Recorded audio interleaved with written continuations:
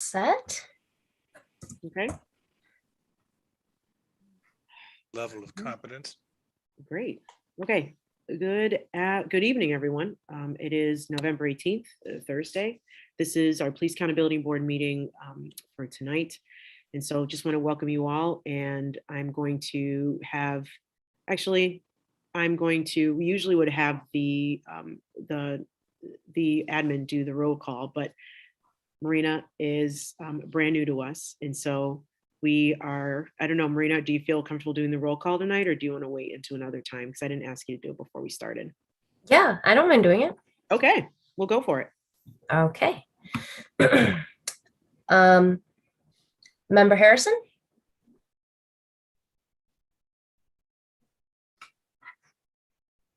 Present.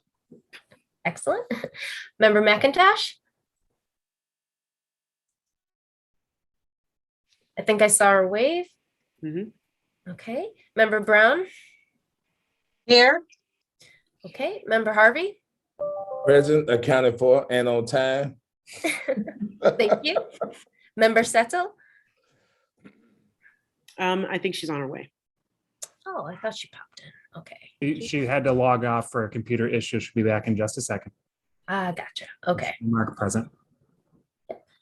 And Tucker is absent, and Chairperson Wilson. Yep. And Member Tucker will be here in about a couple minutes. I know she's running late. Okay. And then just worth rolling off also Board Member Harrison, excuse me, Board Member Nikoloff, and then Board Member Perez. Correct. They will not be present tonight. Okay. All right. All right, everyone. So as we move forward, we're going to go ahead with the approval of the minutes from last Thursday, November 4th. And when those are ready, those can be put up on screen, and then we will go ahead and look for a vote to approve. Okay.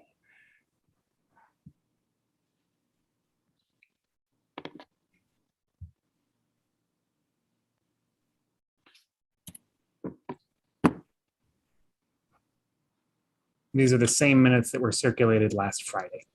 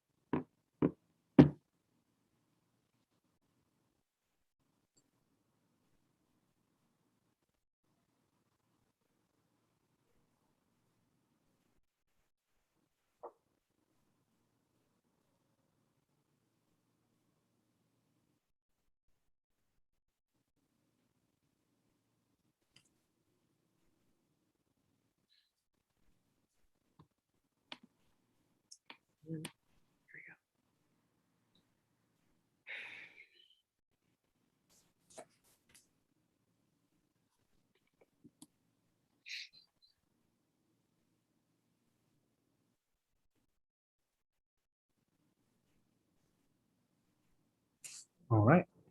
Okay. Motion to approve the minutes. Looking for a motion. So move. Okay. All in favor of approving the minutes from Thursday, November 4th, 2021? Okay. Okay, I see hands up for Rabbi Satel, hands up for Harvey, hands up for Brown, hands up for Harrison, hands up for Wilson, and hands up for McIntosh. I think that is everyone. And Okay. thank you very much. Hands up for Tucker as well. Oh, awesome. Thank you. Thank you. Okay. All right, so motion is approved. So we go ahead and move through the minutes. So the next on the agenda is a stats report. Great evening, everyone. At the top of our staff report is the obvious, the introduction of our wonderful new addition to the Police Accountability Board, Marina Pacheco Walker, also known as Rena. Rena comes to us from the village of Pittsford, where she spent some time supporting boards in all sorts of capacities. Rena's had a lot of experience at different law firms, nonprofits, government organizations, providing support to boards that are diverse, that are active, that are like us. I'm thrilled that she's on board in a new clerk position with us. Rena's also applied for longer term permanent positions with us. I just want to let folks know. It's been wonderful having her on board. She's going to be providing support to the board in these meetings, and Rena's also been serving as my assistant over the last couple of weeks. And I just want to give her a warm welcome and thank her for all the support that she has given and will be given to this board. Thanks so much. Thank you, everyone. And hopefully we'll have a chance in the coming weeks for people to get together, as I think some board members have asked, to come into the office and get to meet folks. So obviously that's not the only thing going on at PAB. In the last couple of weeks, actually earlier in this past week, the City Council approved of 3 very important contracts that will help the Police Accountability Board get to work. The first contract is with Coordinated Care Services Incorporated of Rochester, one of the major social support and health service nonprofits in Monroe County. This contract with CCSI is to provide a program of training for the Police Accountability Board's members and its staff. This training is supposed to address many issues, from police culture, police perspectives, to the perspectives of people who work with police, the history of policing, classism, racism, poverty, and dozens of other topics. I'll be addressing more about this contract later in this meeting, but it's just one of 3 that we're using, the new contracts. The other contract is a contract with Empire Justice Center to allow the board to develop a comprehensive language access plan to make sure that all of our work is accessible to all members of our community, including those in the limited English proficiency community, and those in the deaf and hard of hearing committee, and people who use American Sign Language. This contract is especially exciting because it's engaging a number of partners in the deaf community and the refugee community to make sure that PAB is, from the day that we start our services, the most accessible local government agency in Monroe County. I'm very excited about this contract. The third contract has to do, another proposed contract I want to let the board know about is a proposed contract to redesign the board's website to make it compliant with a number of local laws and regulations, and to make it as accessible as possible, and also integrating with our brand new case management system. And so those are 3 of the contracts that I wanted to let the board know about. Outside of those new contracts, I know there's been lots of things going on in the community with regards to policing and public safety. For folks who don't know, who may not be paying attention, caught the news today, the city administration announced the creation of a civilian panel for interviewing police officers. It's called the Civilian Public Safety Interview Panel, and their goal is to interview new hire candidates who will be applying to be RPD officers. The panel's job is to ask questions regarding attitudes on contemporary policing, life experiences, familiarity with the Rochester community, and implicit biases to determine whether applicants are fit to serve in terms of ethics, integrity, and non-discrimination. The panel will consist of 9 to 12 members. Panelists will be selected by a 3-member committee consisting of the Reverend Lewis Stewart from United Christian Leadership Ministries, a human resources representative from the city, and a representative from the Rochester Police Department. The committee will be accepting applications for panel service starting in January of 2022.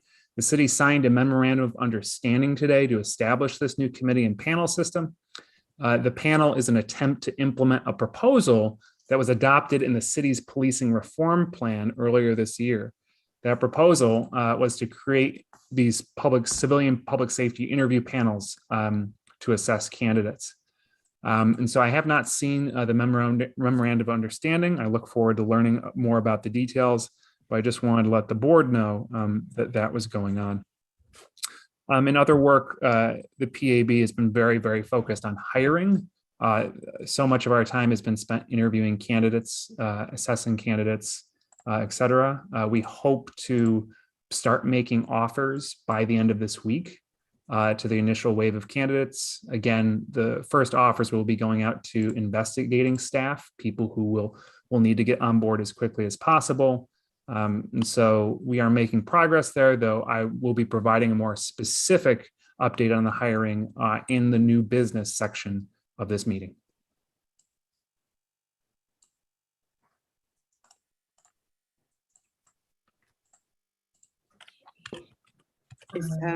Okay. Next would be the chair report. Is that the end of your report? Yes, though I see we have Okay. some questions. Okay. Board Member Harrison and then Rabbi Settle.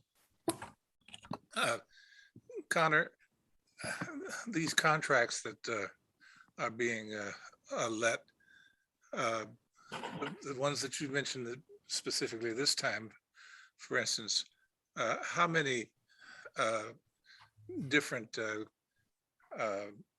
organizations were competitors for any one of the three contracts that you're talking about? I can provide the specific number, and just Board Member Harrison, if you'll give me a minute to pull up the documentation. Or you can just tell me that there were a bunch. There were a bunch for the excuse me. So for the agreement around training, we received 4 proposals from different firms. And we had solicited, I believe, 3 dozen at least. For the language access contract, we solicited, I believe, 8 firms. We received 1 proposal back, and that's not surprising given the specific requirements that we were looking for. Development of a local language access plan involving coordination with a bunch of community stakeholders. It's a very difficult thing to do, and Empire Justice is recognized as a state and national leader in this work. So it was not surprising that we only had 1 firm on that. Thank you. I believe it was Rabbi Settle next. Thanks. Is there precedent for a sort of city, I'm thinking about the citizens panel, the interview panel now. Is there precedent for a group like that to be selected by non-elected officials or by people who aren't actually employed by the city or city people? That's question 1. Question 2, is there any contract or funds involved in this? I don't know the answer to either question, Rabbi Settle. Okay. I'll just say for the public, I know that this has been a proposal that's been thought about for a while. We've only learned about it today, the finalization of it. So I don't have any details on it.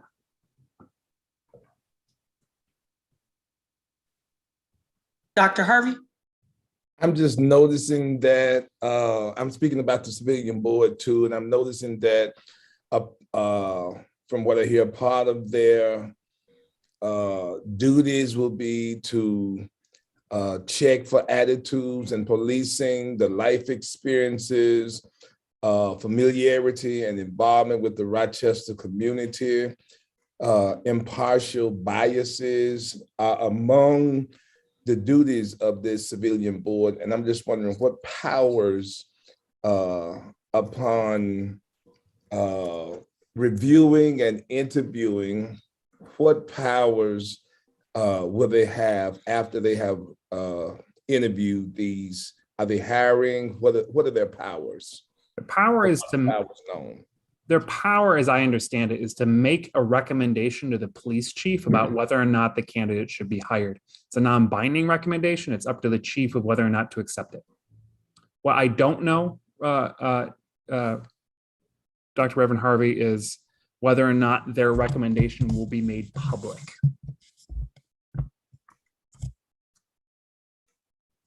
Okay. So it's all online there. This whole outline about this civilian board is online and it's new to all of us. So I guess I was just wondering if you had any more information about it. And I guess with that, where are we with our, I don't know if this is the time for it, but where are we with what we're doing in court? And are we any closer to any resolve than we were some time ago? There's no additional updates that I have. It takes some time for the state's highest court to make decisions about whether or not to hear cases. It's going to be months, probably. So finally, if there's no update, what's our current status? Our current status is that we still have the power to investigate police misconduct and then make recommendations about what should happen in the wake of that conduct.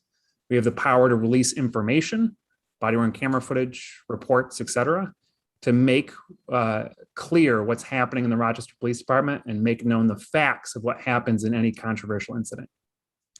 Well, I said that was my final question, but that brings me to another question. If we have those powers, which are very connected to what the Rochester community voted us to be doing, I'm not going to ask why are we not doing that. I'm going to ask, are we doing at least that? And if not, why not? And when will we? We are planning on doing that in about 4 to 5 months. Right now, we're hiring the people we need to conduct those investigations. We'll need to train them appropriately. We're also writing the rules to make sure that these investigations are fair and thorough.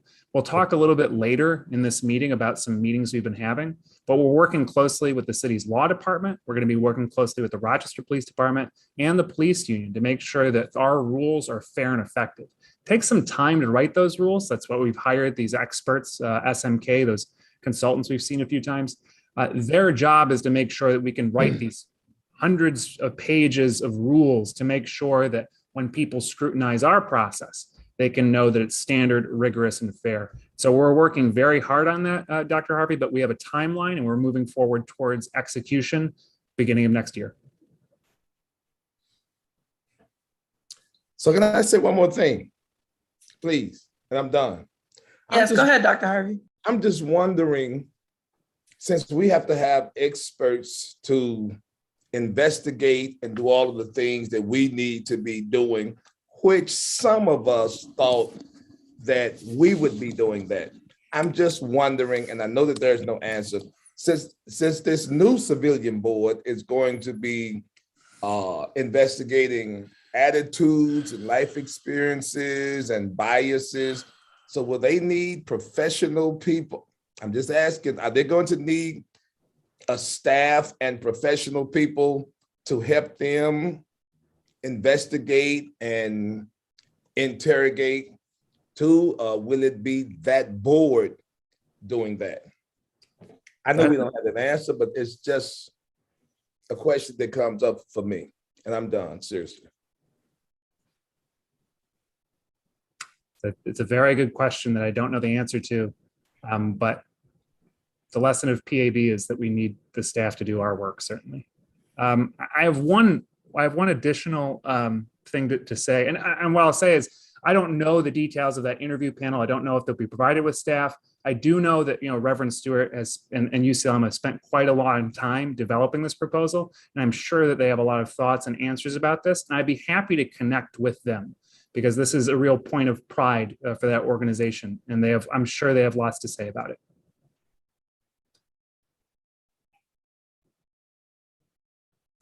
Member Brown. Hi, Board Member Brown, did you have your hand up? Yes, great evening, everyone. Dr. Harvey, there's just one thing that I would like for us to consider. And one is the new board that has been established are going to interview possible candidates. and make recommendations. We're dealing with those who are already hired, the police officers and whatever. So our role is a lot different than what they will be doing. They're dealing with the intake. We're dealing with those who are already on board, and we're trying to make sure that those who are already hired are allowing our citizens to reap the benefits of the police all the way around.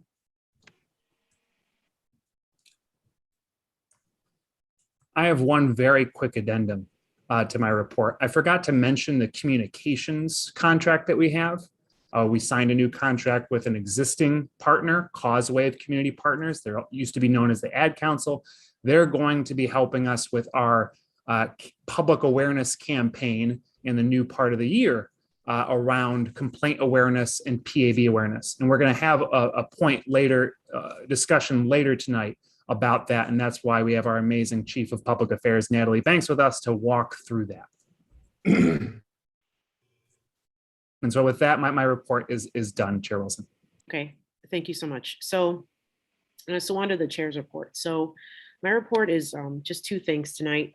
On Saturday, this previous Saturday at on the 13th, I myself and Connor went to a meeting called Local Progress that was taking place at the Strath Allen from 1:30 to 3 p.m. And we really just gave an overview on the PAB and really discussed with them community policing.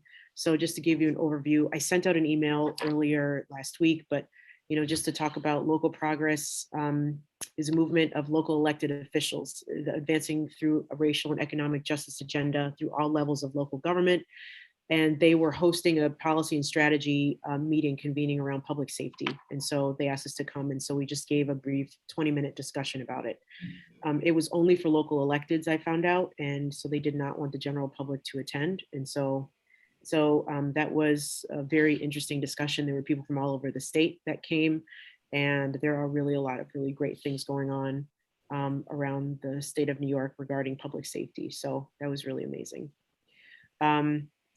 We did not provide a PowerPoint. We really just sat and answered questions. A lot of folks had questions about how to start their own police accountability boards within the state of New York. What does that look like? What does our framework look like? And I know, we have other places that have review boards or they have PABs like ours. And so a lot of folks were just depending on size, depending on the makeup of their police departments, just really had a lot of great questions. So I gave my contact information and they can contact us when and if they're able to. The second thing is today we met with the interim chief of police, Chief Smith, from 1 to 2 p.m. today. And we really, the part of the meeting or my being there was really just to give greetings from us and updates from our PAB executive director. And really just some of the things that are coming up and just like generally just wanted to reach out to say that we really wanted to work together and just really hear some updates from them. So I know that Connor told you about we're going to be talking about disciplinary matrix with our old business and, talking about it with our new business as well. And so really he gave them a brief update on that and just about our investigators. And so he wanted to be able to run that process by the RPD, especially since if we're going to be eventually investigating officers, that they need to make sure that the RPD is on board with our matrix. The second part of that was really just about hearing what they're up to and just about hearing what changes they've made. And one of the biggest things that they are doing now is, which I thought was really great, was that they're actually starting an employee officer wellness program. And so it's in the preliminary stages, but apparently they've already posted the job for an officer and an admin to help facilitate that. And apparently they're going to be doing more training and have these officers be able to facilitate getting people into care for mental health. One of the things, as you know, that Rochester City School District is dealing now with is that there's just not enough as far as people to facilitate these types of warm handoffs, right? To have one social worker per 300 students, over 300 students is not enough. And so I know that when the first question I asked the chief was, will you be looking at this process to make sure that it is working the way that you would like it to work? And they will be reviewing the process as well. So I hope that they'll see that one of the things I did strongly suggest is that they do have more than one officer or more than one person, but I know that that's going to be a program that they have to see if it works or not. So so that was basically our meeting. It was about 40 minutes, and we left. And one of the things we'll be going forward is that I know that the PAB staff will be meeting with the RPD staff frequently, especially when they're developing their matrix. And then also we will extend an invitation for the chief to come and speak to us in January. So that'll be upcoming. That's the end of my report. Okay. Excellent. Perfect. It looks like the next on the schedule is committee reports. Did you have anything for committees? Chair Wilson? I did not receive anything. Marina, did you receive anything for committee reports? Not to my knowledge, no. Just making sure. Awesome. We can go to the next thing on the agenda, which is old business from previous meeting. Okay, so we'll be talking about our draft mission statement. Sure. Mhm. So last time we discussed some initial language for a mission statement. There was a lot of thoughts about, specific language, et cetera. And I think, that we sent a revised mission statement to the board that reflected some of those ideas, but also the sense that a mission statement should be as brief and as concise as possible, with broader ideas about defining terms in the mission statement and values. Should be something that the board might want to do in a different, either through a committee or a different part of work. But the idea that adopting a mission statement for the whole board is done easiest, particularly if there's a brief mission statement to go with. And so this was the mission statement that was circulated. And of course, I think, can people?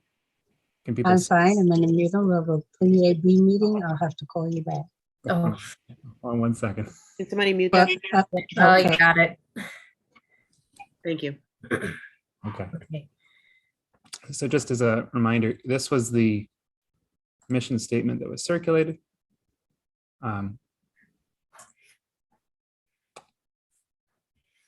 If the board is open to adopting this mission statement, the board is open to tabling the adoption of this. I'm trying to edit it over email in the future. I know that there's a request from the city for the PAB to have a mission statement for budgetary purposes, but the board can take as much time as it needs to work with and refine this mission statement into something appropriate. So I'll just leave it up for another minute or so people can chew on it. Honor, That's- I guess that's- the one thing I'd say it'd be Hold on be just a nice second. to combine the two sentences. I think Dr. McIntosh was speaking. I'm sorry, Dr. Harrison. I'm sorry. I guess just looking at that, Connor, can you flash back to it? I think you said something about create. I think with some of the recent or just past that we've had, the PAB will create accountability, or do we aim to create accountability versus actually creating it? I think that we may want to consider putting that word in, or I would like to hear someone's thoughts.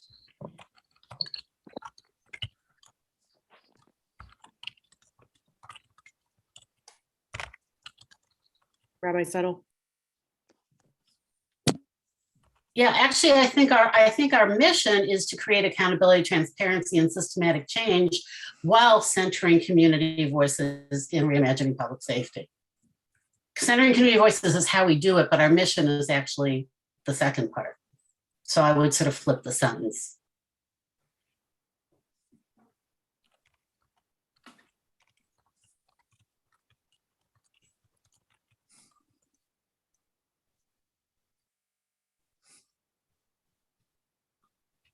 Dr. Harrison. Well, I was almost agree with Rabbi Settle. I think you have a mission it doesn't always say how you're going to achieve the mission. That's a second, that's not the mission. So the accountability board's mission is to create accountability, transparency, and systemic changes within the Rochester Police Department. How it does that next year may be different from how it does it this year.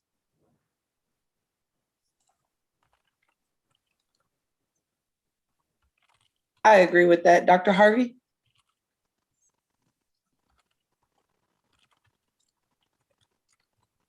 You're on mute. You're on mute.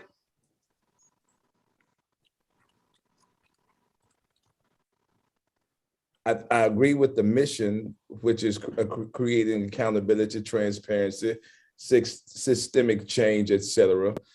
The mission is, in my thinking, the mission is what we plan to do, and that's the creation. The vision is what it looks like once it's done, and that's the centered community voices. So I see the top of it as the vision and the vision statement, and the bottom as the mission statement.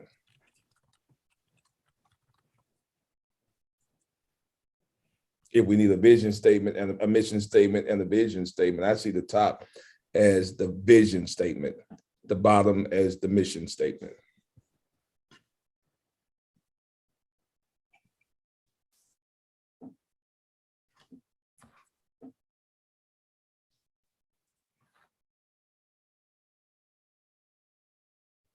Dr. Harrison, did you have anything to add?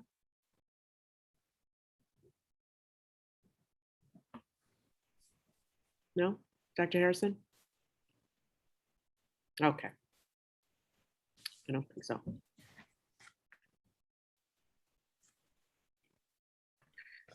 Okay, anyone else?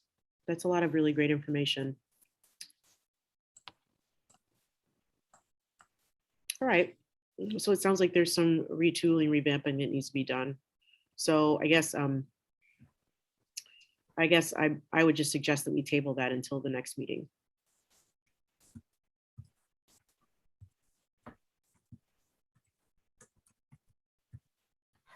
Okay. You can look for a motion for it, I suppose. Well, I'm just waiting for. Okay, so I guess I'm just going to ask for a motion to table the mission statement until next meeting. So move. Thank you. Not so move. Thank you. All in favor of tabling the mission statement so it can be revamped and for the next meeting? Okay. All right, motion approves. Okay. Thank you.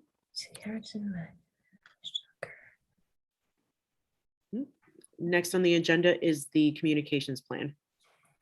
Wonderful. I'll be controlling the slide deck, but I'll be handing it over to Chief of Public Affairs, Natalie Banks.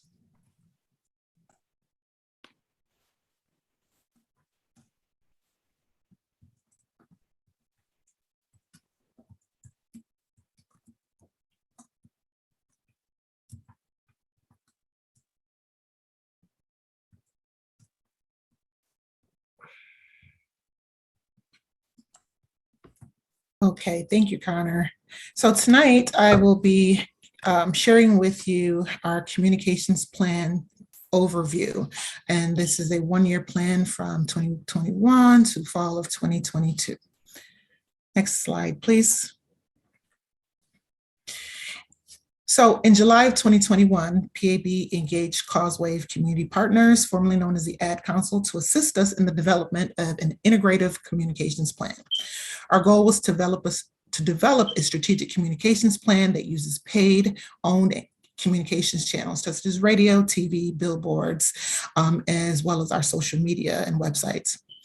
The goal was to increase public awareness and knowledge of the PAB, and to also educate the community on the PAB's soon to be launched complaint process. Focusing on our goals of transparency, accountability, and community involvement, we spent about 2 months on the plan's development. Next slide. It's over here. The planning team took a look at PAB's goals and challenges. We identified target audiences and went about the work of developing the plan based on the information that we had gathered together. Next slide. So in short, we had two short-term goals. The first short-term goal was to build awareness of job openings with potential candidates and partners. Unfortunately, this contract, it took some time and we weren't able to necessarily implement that with Causewave. So this goal was done internally with the internal staff at the PAB currently. The second short-term goal is to build understanding and trust about the role of PAB through communications and community relationship building. Next slide.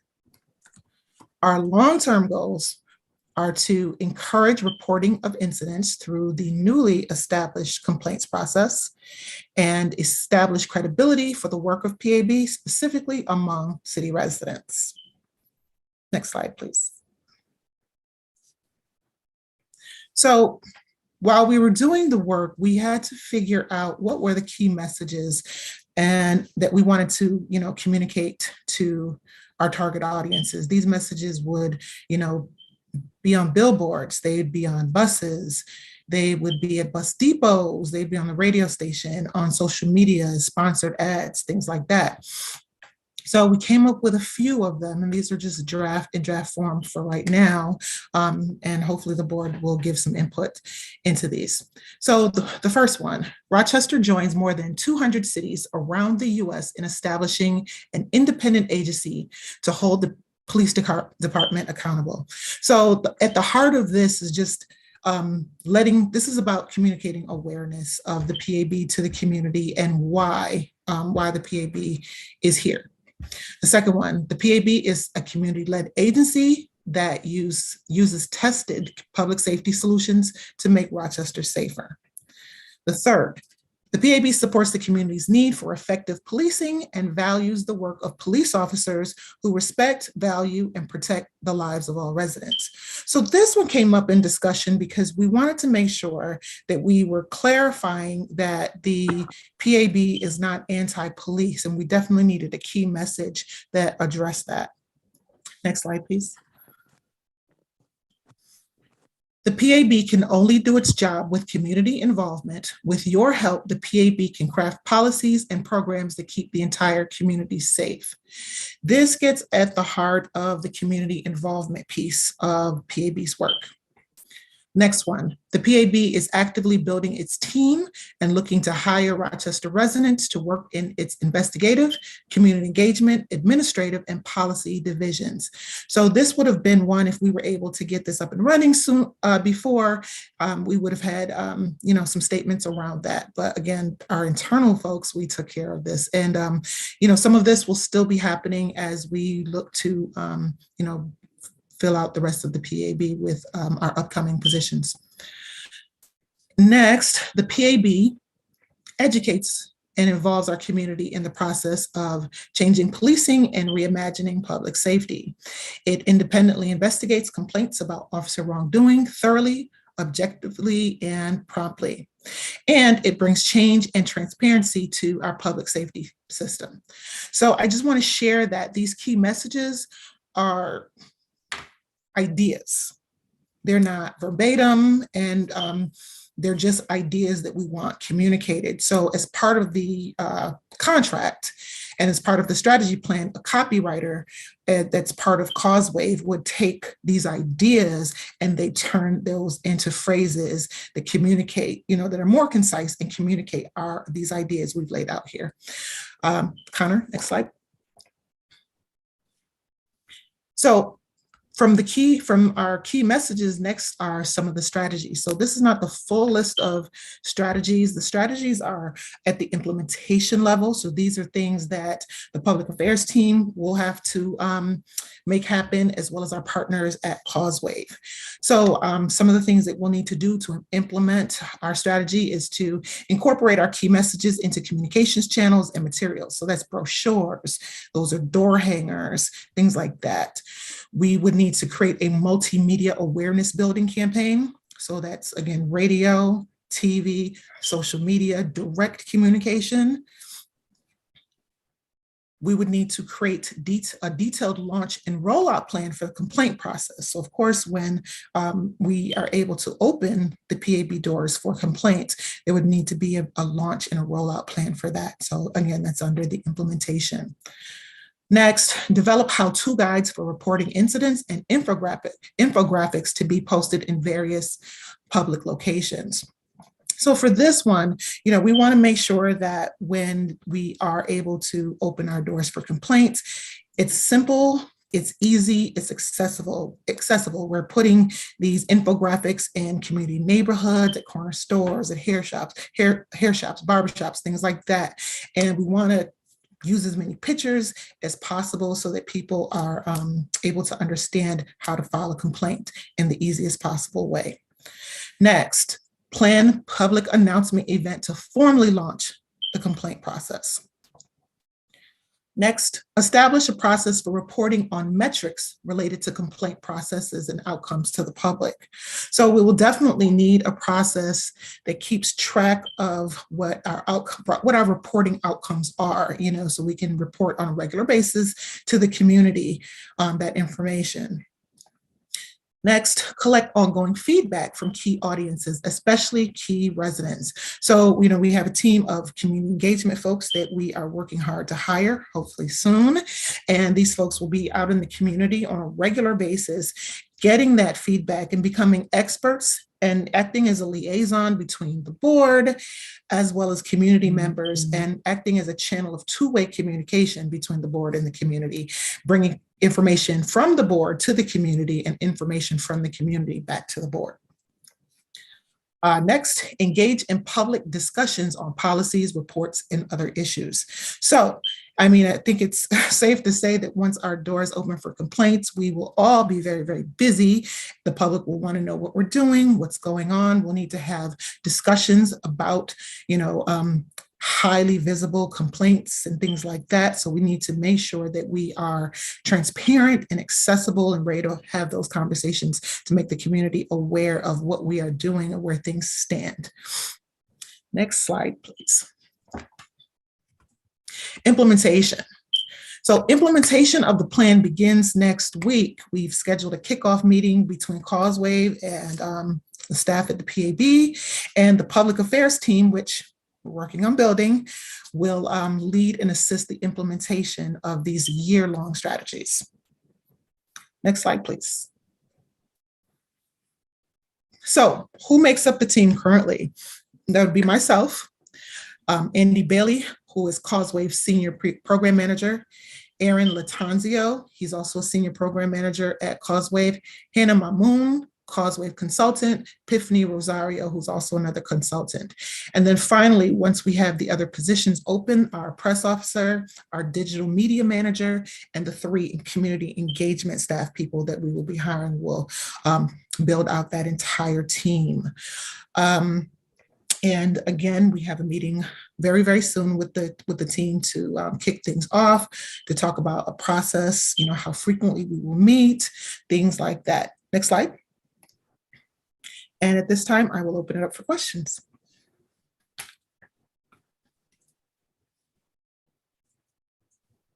Thank you so much, Natalie. No problem. I don't have a question. I just want to thank Natalie for all the exceptionally hard work that she and the team have done on this over the last few months. Many agencies don't have the benefit of someone with Natalie's connections in the community and creative thinking about this. And I'm so thrilled to see where we're going to go as she's leading the execution of this plan.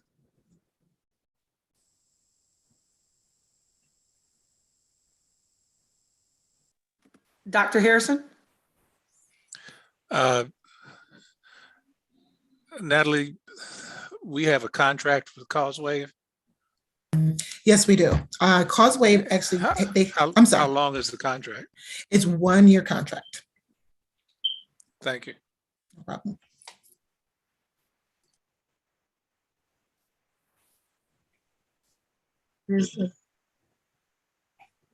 Board Member Brown? Yes, Natalie, thank you so much. I'm really excited about us being able to be a lot closer to getting into the community and have our ears to the ground and find out what it is they really want from us and how we can best serve. How many people will be on this team that will be in the community? Are they going to be assigned to specific areas of the city, or are they going to be all over the place? How is that? Can you give us some idea of how that's going to be coordinated? Sure. So we have space for 3 community engagement coordinators, and my plan is to actually break those 3 into quadrants of the city. The reason I want to do that is because I want these individuals to become experts in those neighborhoods. Moving them around all over to me just didn't make sense. You know, I wanted them to be really grounded and rooted in specific neighborhoods, understand the culture of those neighborhoods, the people in the neighborhoods, who owns businesses, what their interests are, what their goals, needs, wants, and desires are for, and every neighborhood is different, you know, east side of Rochester, the west side of Rochester, different culture, all sorts of things. So I want these people to be experts. And then there's also the press officer and the digital media manager, who will also contribute. That's not their main job, but they will be contributing, as well as myself, to getting out here in the community and making sure that we are connected. The community knows us, they get to know us, we get to know them. And so that is the goal. Also, I'd like to add the rest of the PAB staff. We have made sure that we included in every job description that community engagement is a part of every job description. I'm always proud to tell people that from Connor's job all the way to the last one, it's in every job description. We're very Thank you so much, intentional about Natalie. I that. really appreciate that. No problem. Are there any other questions or any comments about the presentation?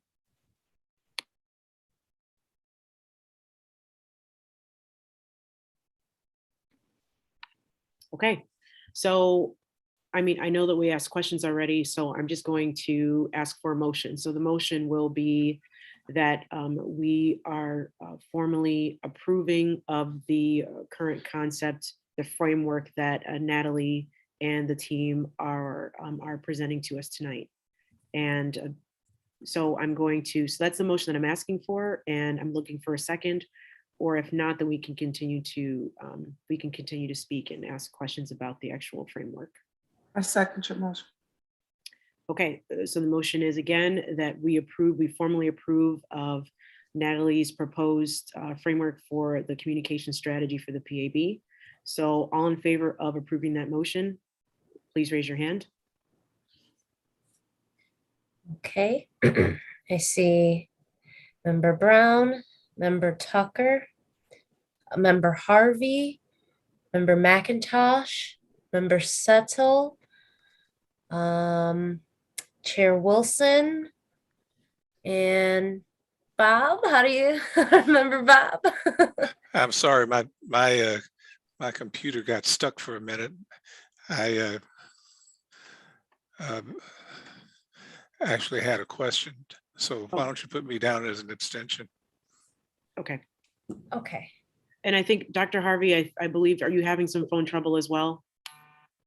Yes, but my vote is in. I voted with the motion, but okay, I'm having to go to my phone.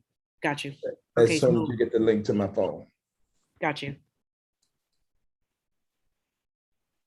Okay, thank you. I'm so sorry. For the purposes of the note taking, Bob, did you have a question on this?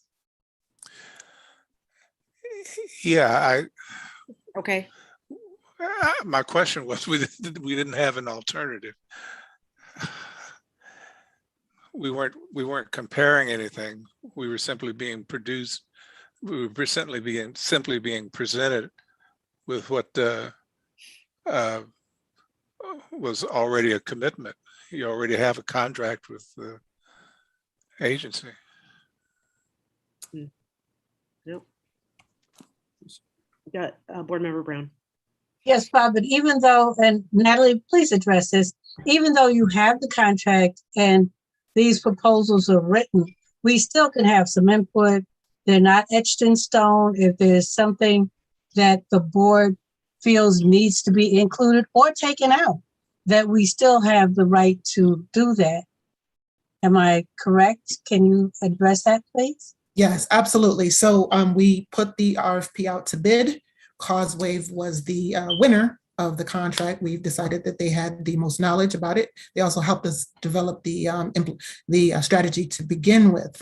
But in terms of the content, the key messages, the goals, and all those things that I've shared today, that is definitely within the board's purview to change, edit, address in any way that you feel. And for example, Bob, if the board decided not to vote to approve, then I'm feeling real gentle about this. I'm not feeling argumentative about it. I'm just feeling reflective about it, I guess is maybe the way. But the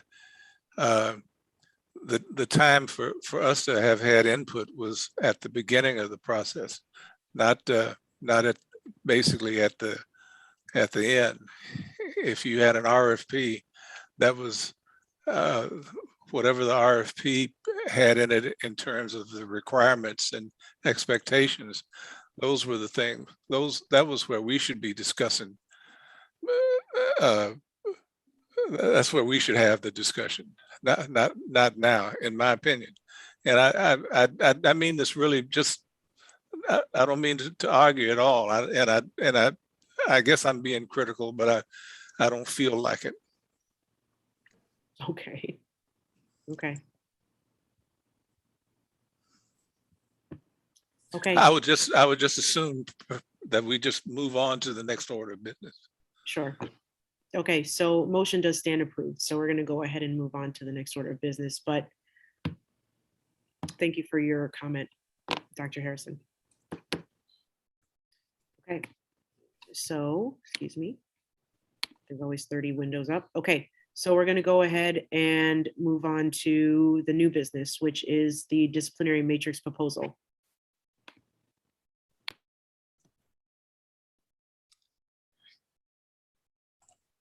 all right, folks, I'm going to be taking the lead on this one, though. Again, thank you for Natalie for helping create this presentation and make it look good. 2 seconds to pull up on my screen. There we go. So we talked last week about the last meeting about this disciplinary matrix idea. That's the next step. The board made its decision about how to go about its own involvement in looking at cases. And now the next step is figuring out how to come up with a disciplinary matrix. Something we heard from the board time and again is that we want community input on this set of non-binding guidelines. And so tonight's presentation is going to set out a brief proposal for how to obtain that community input while developing the matrix in a timely fashion. So again, just an overview of what the matrix is. The PAB has to create 9 binding disciplinary guidelines for how we can say what should happen in the wake of officer wrongdoing. We have legal requirements to receive input from the community, RPD, and the Locus Club on these guidelines. PAB needs to combine this input with expert knowledge on disciplinary procedures so that we can create guidelines that both have community support and the attribute of being realistic and the attribute of being implementable. So the staff proposal here is very straightforward tonight. Rather than coming up with a detailed process for how to develop this matrix, the idea is simple: to have a matrix committee, just essentially a kind of special board committee dedicated just to ensuring that this matrix is developed appropriately. The proposed structure for this committee would be to have about 3 board members on it. The commitment would be to be spending about roughly 4 hours a week through March on this work. Doing everything from, we'll get into it in a minute, but community meetings, reviewing paperwork, doing some education, working with staff. People who are hoping to get some, we're hoping the committee can have as a whole is skills on planning and evaluation, group facilitation, data collection, community knowledge. And just as a footnote here, we can have the committee have all of these skills, not just through the board members themselves, but through the staff support that it's going to receive, both from PAB staff members, SMK Consulting, and any additional individuals the committee may need support from volunteers from the community, maybe from the Police Accountability Board Alliance. And, especially from the Police Accountability Board Alliance, we don't want to, in doing all of our work, we want to draw on the people who have the knowledge and skills and that are committed to our cause. So the tasks of this committee would be to first learn about how disciplinary guidelines are created, look at other disciplinary matrices, look at other sets of guidelines like sentencing guidelines to see what the best practices are, what works, what hasn't, how these things are created. To obtain assistance from local partners, like I said, Police Accountability Board Alliance members, volunteers in the community who may have knowledge and special interests in this. For example, maybe with community engagement and facilitating community events, helping develop the process for getting community input. Again, this would be committee members working with PAB's public affairs staff to develop ideas. And in a moment, I'm going to let Natalie Banks talk about that a little bit more. And then participating in community engagement. So let's say that there was, community forums around getting community input on this disciplinary matrix. The idea that would be that committee members would be there, either in person or remotely. That would be part of the committee's role. Communicating with stakeholders, whether it's RPD or the Locust Club, working with those key stakeholders to make sure that everyone who's supposed to have input gets it. And then, the committee would oversee review of community feedback and the final creation of disciplinary guidelines. And the emphasis here is that this is not unstructured or unsupported work. The staff and the consultants would be playing a critical role in developing the paper, presenting ideas and proposals, making sure that the committee's work is effective and efficient, and not having the committee be overworked, but instead properly worked and supported from staff. And of course, finally, having the committee present draft guidelines to the board for approval. And again, the idea here is that by having a committee of board members kind of oversee this task, when the final, the draft guidelines go to the board, there's a sense that the board has already really been doing a lot of work on this. And that makes that final part a lot easier. I know that this is something that's come up time and again, about figuring out how the board can have that balance between, proper oversight and making sure that staff can do the day-to-day work. And this way might be the right balance for this kind of work. And now I'm going to pass it over to Natalie Banks to talk a little bit more about this community input framework that she's been thinking about for developing the disciplinary matrix. Thanks, Connor. So as Connor mentioned early on in the presentation, it is really important that the board have community input into this matrix, into the development of this matrix. So I've developed a framework on how that could look for your review.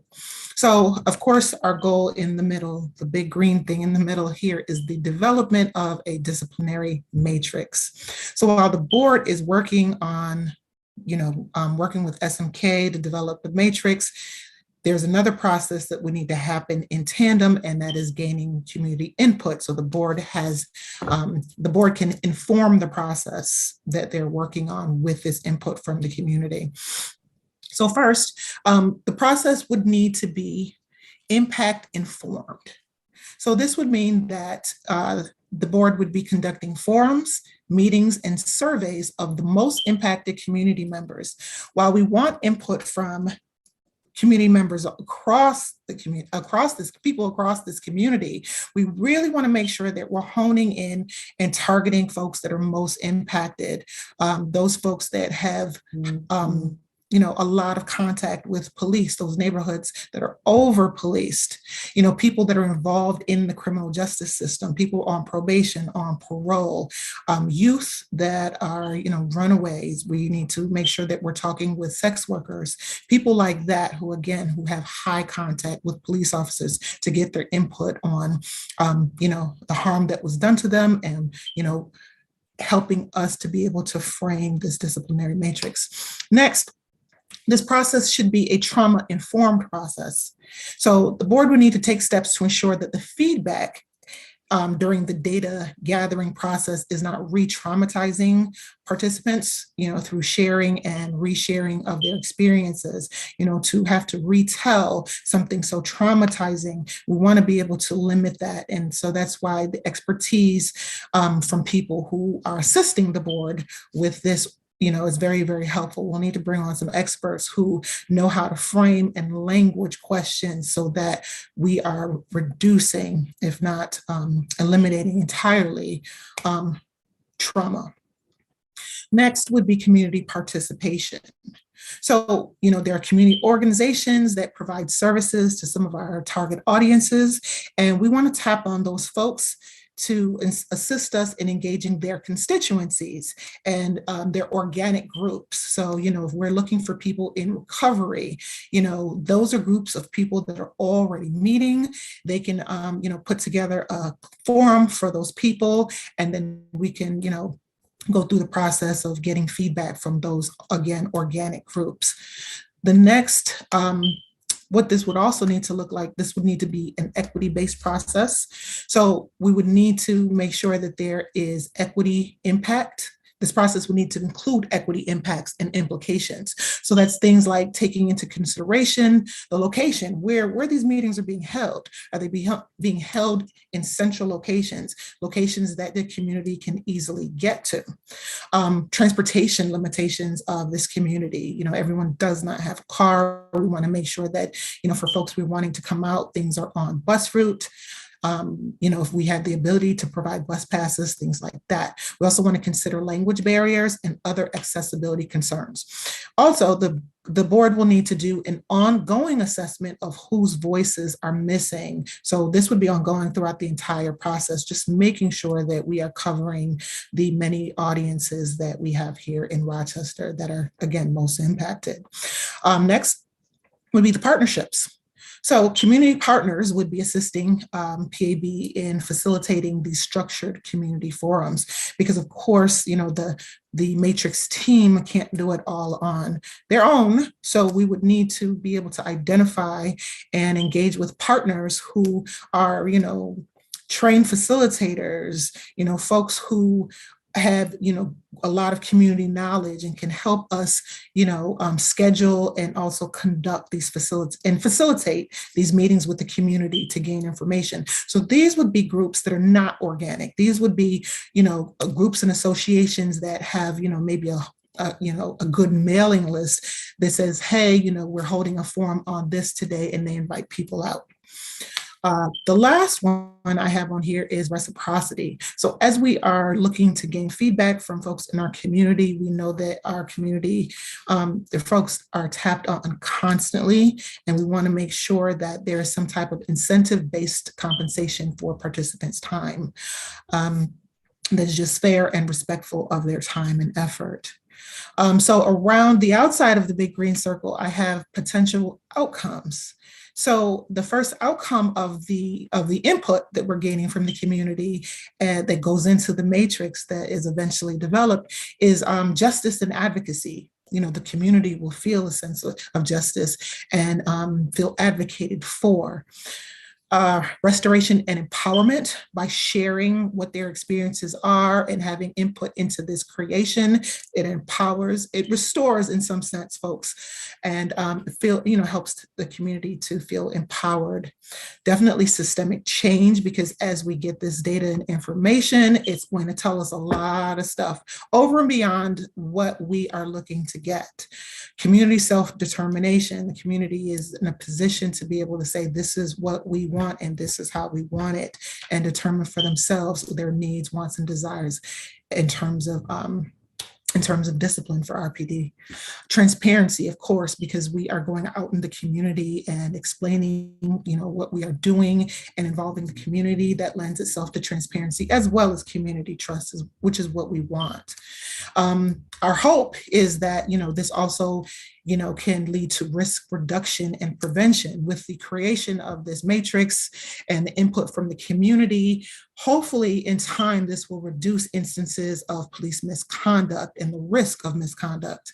And then the last one I already talked about a little bit, data and policy analysis. So as we're getting this information in, I can envision that we'll be able to see which instances of misconduct are happening the most. Where is this misconduct happening? In which neighborhoods, to which groups? We'll be able to collect a lot of data and have information that we can use for systems change. And that is the end of my presentation on the framework. Thank you, Natalie. And just to emphasize here, part of the reason that we're presenting this framework now is not that the board would be adopting this specific community input framework, but just that we have thoughts and ideas and a process that the board can work on. And the point here would be that it would be the matrix committee that would be working with Natalie to develop and refine this precise kind of framework before moving on board. So again, the next steps that the staff would propose is, folks can ask questions about the committee plan. People could vote tonight to either create the committee or table this for a future discussion. And then you would decide tonight or soon who would be on the committee. You'd schedule a kickoff meeting discussion to set the schedule and start work. And then you receive background materials from staff to begin the learning process. So that's kind of an overview of the proposal. Again, the proposal tonight would just be to create a matrix committee, 3 board members to start moving forward with this specific kind of work.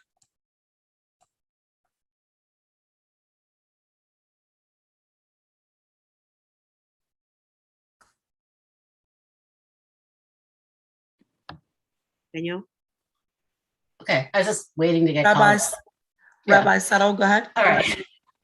I have just a really small thing, which is in terms of accessibility issues. Always, I hope you'll include childcare as an essential accessibility tool. I think we have, before we get into this, I think we have a much larger philosophical discussion to have, which is that all the disciplinary matrices I've ever seen are, even in the sense of the assumption of disciplinary matrix, right, as opposed to restorative matrix, or like framing it as punishment, basically. They're all punishment based.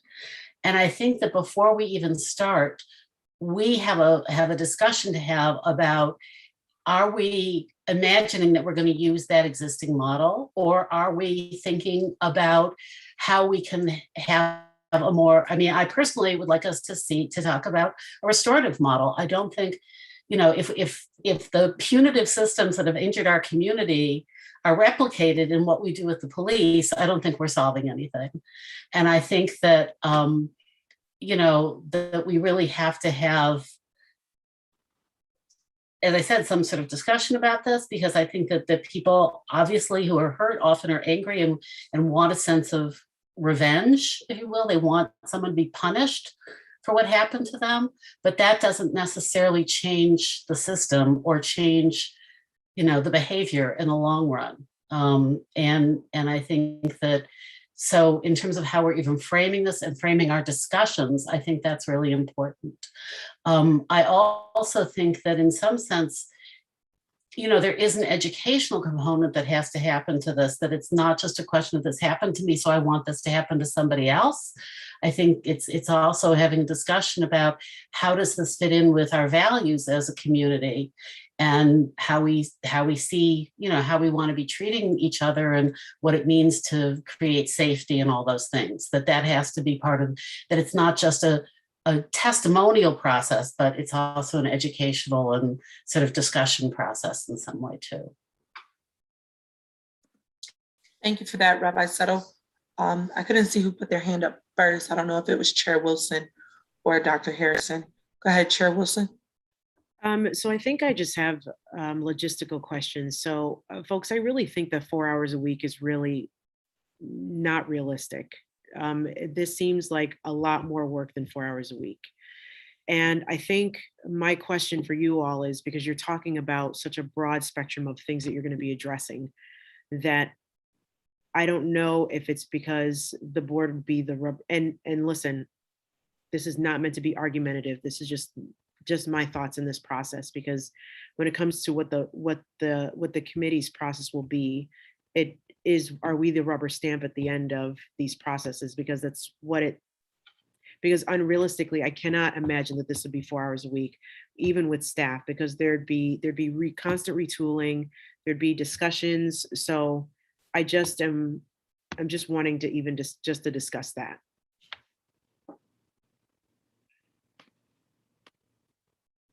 Thank you for that, Chair Wilson. Dr. Harrison? I just wanted to agree with Rabbi Settle's point about having a restorative system. I think that's that would be important to look into and see if we couldn't establish.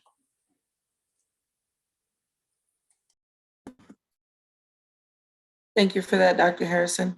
Dr. Harvey, I saw your hand up. I don't know if it was a wave or a hand.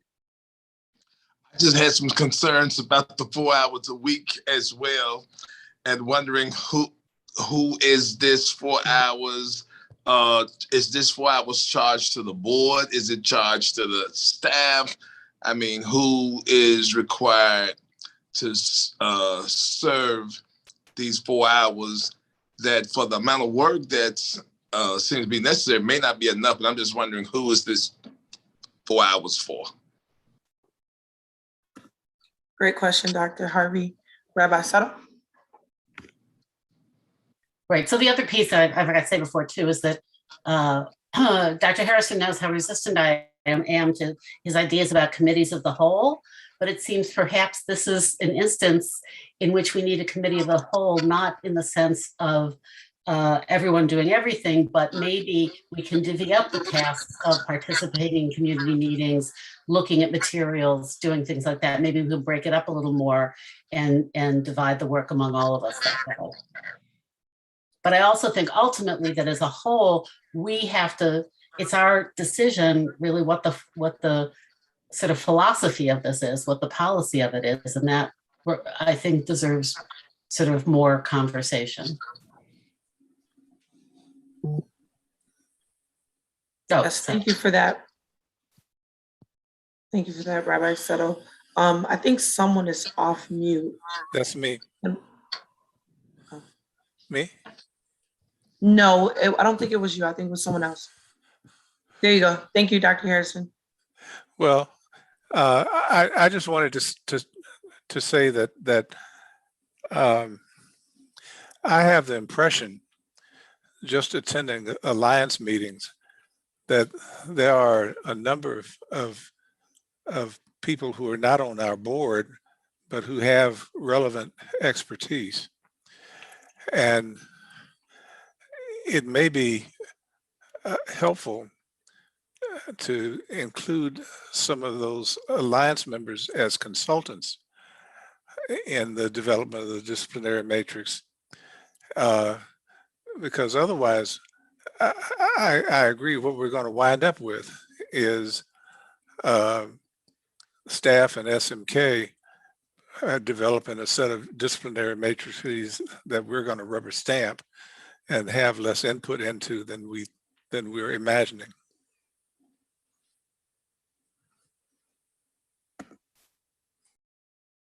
Thank you, Dr. Harrison. Chair Wilson?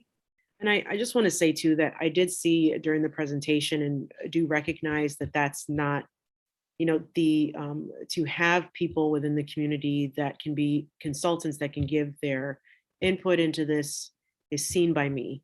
I think my concern is just that at the end of the road to expect the board of 3 people to only have 4 hours worth of input a week is just not realistic to me. And I really did like the idea of divvying up even with specific categories between the board members. I think that would be a lot better use of time, and then we can actually come together to discuss these issues as a whole, or present to each other rather, excuse me.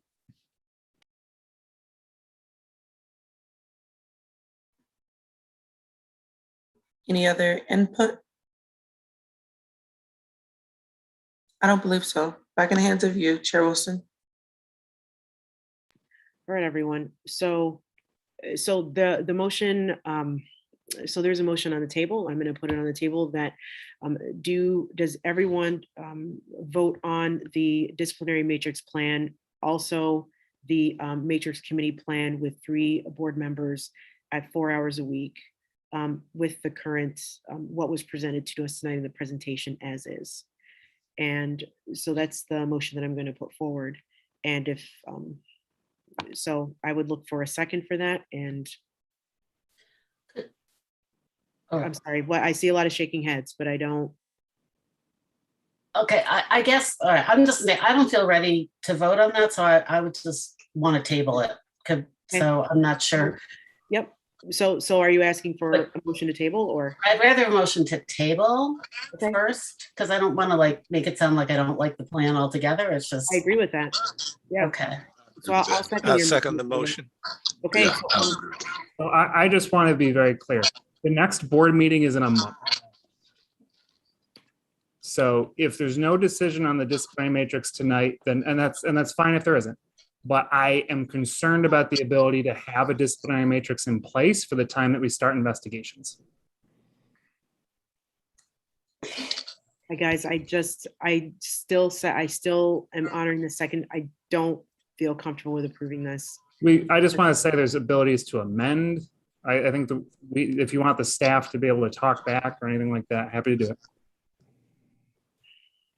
Rabbi Settle, so your motion is up right now that you wanted to have. Okay, well, just to discuss a little bit more. So here's my problem. I feel like before we can start the process, the board has to decide on the sort of direction. In other words, are we looking to replicate existing matrices, or are we saying we want to really think about a new way of looking at this in terms of restorative? I mean, I have no trouble with community members and staff and whatever at our direction beginning work on a matrix, but I think we have to know what kind of matrix we want it to be.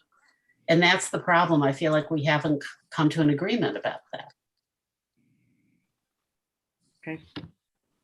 I mean, I guess the other piece of it is, you know, and again, maybe this is sort of logistics. I think sometimes it's easier, you know, in the same way that like we've had people, I don't know, in terms of the sort of, I guess I'd be more interested in sort of, is the envisioned community process, this open-ended thing of saying, what do you think we should do about, you know, disciplining, or, you know, is it more useful to have a draft of a matrix to have people comment on and discuss? In other words, that there are different levels of community input, that we have people like on the PABA and people, you know, at RIT or whatever, with certain kinds of expertise. So we might draw in formulating a draft of something. But I guess my question is, in terms of the community meetings, if you can be even more specific about how you envision them impacting what we did with the matrix. Connor, did you? Oh, Dr. Harrison, sorry. Yeah, it was. I'm sorry. Who's next? It was you. Okay. I'm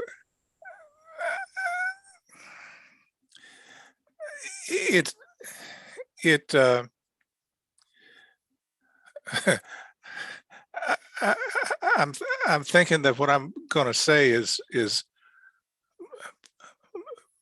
maybe taken as being critical of Connor, but I can't think of any other way to say it.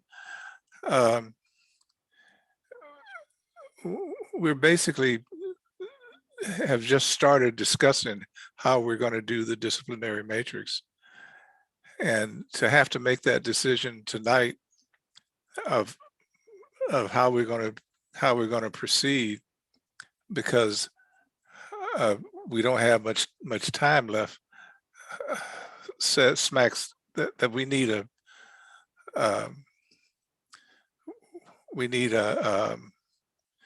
more of a head start on stuff like this, and not have it come up with such a tight time constraint. So in spite of the time constraint, I think what Reverend what Rabbi Settle is saying is absolutely true, is that if we're going to, we're talking about two dramatically different approaches to the discipline, and I don't see how that can be reconciled in a few minutes tonight.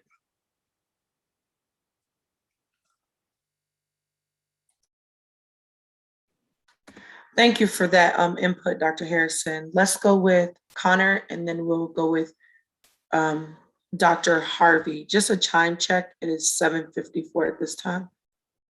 Go ahead, Connor. So I just, I apologize for first not being probably cogent enough.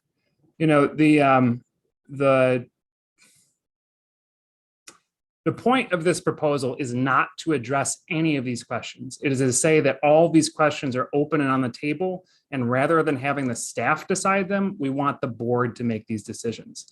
We just have to have a framework for having the board making those decisions moving forward. The proposal for the staff is to the details of how many hours you'll spend or what specifically to decide. That is all entirely up in the air. The only proposal that we want to put is that we want a committee of some kind to start making these decisions and making them soon, making them as a whole board in the board meetings. And you could have a committee of the whole, that is fine as well. But it's just the idea that doing this during regular board meetings is not the right path forward. We would have to have some alternative process that is through a committee of some size. If the board doesn't want to decide on the size tonight, the membership, et cetera, that's entirely fine.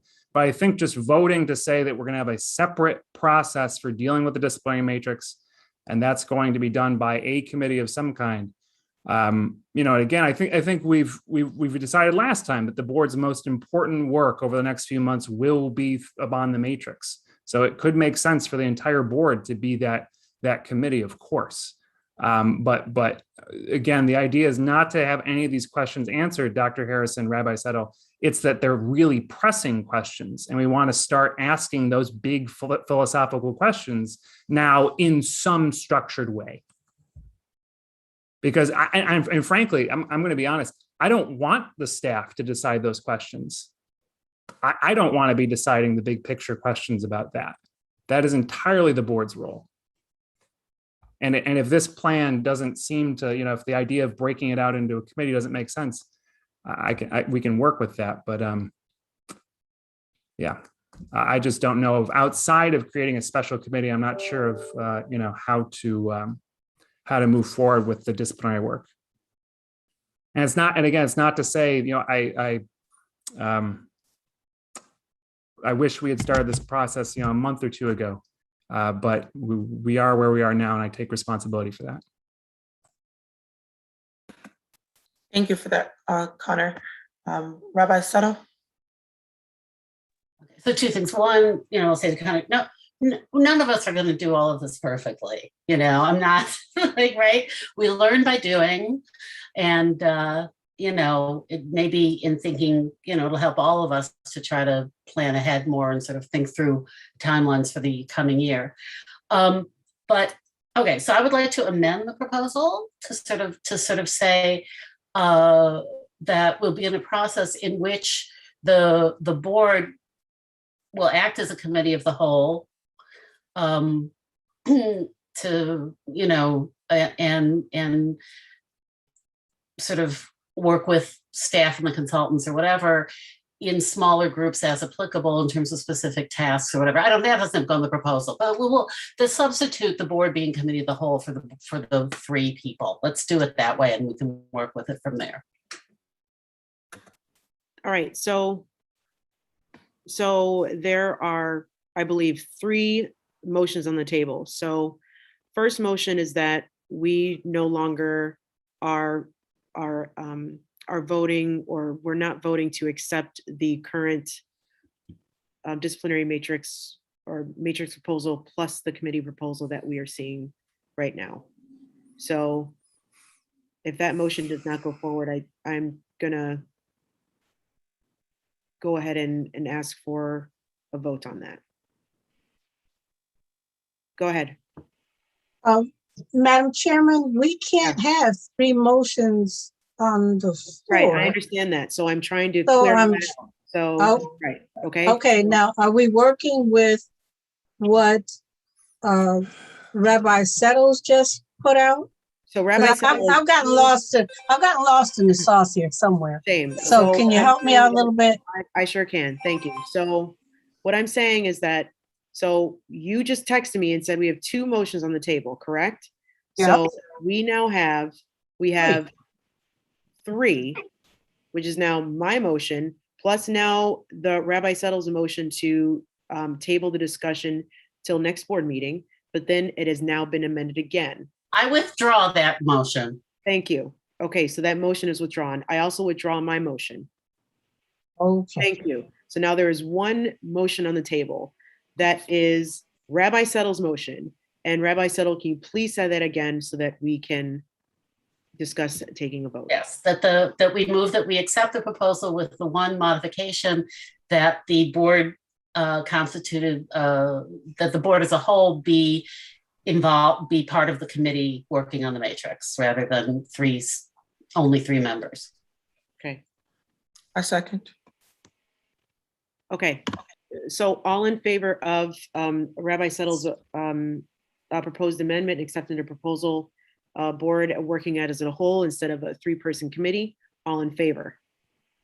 Excuse me, but is there any discussion first before we vote? Does anybody have anything else they want to say?